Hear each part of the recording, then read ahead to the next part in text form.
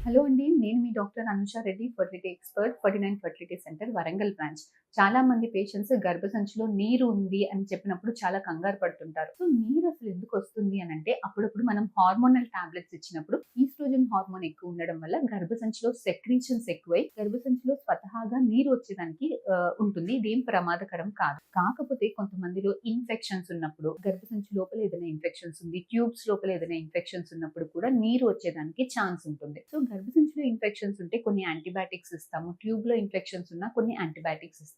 కాకపోతే కొంతమందిలో ట్యూబ్‌లో వాపు ఉండి అక్కడ ఫ్లూయిడ్ కలెక్ట్ అయ్యి మెల్లిమెల్లిగా గర్భసంచిలో జారుతూ ఉంటుంది. సో, ఇలాంటప్పుడు ఆ నీరు మీద బేబీని పెట్టినప్పుడు బేబీ అతకకుండా ఐవీఎఫ్ ఫెయిల్ అయ్యేదానికి ఛాన్సెస్ ఉంటుంది. సో, ఇలాంటి వాళ్ళు ఆ ట్యూబ్‌లో నీరు గర్భసంచిలో రాకుండా ఉండేదానికి ట్యూబ్స్‌లో క్లిప్స్ వేసుకొని దాన్ని దీన్ని సెపరేట్ చేసినప్పుడు మనకి గర్భసంచిలో నీరు రాకుండా ఉండేదానికి ఛాన్సెస్ ఎక్కువగా ఉంటుంది. ఐవీఎఫ్ సక్సెస్ అయ్యేదానికి ఛాన్సెస్ 20-30% ఎక్కువగా ఉంటుంది. Thank you.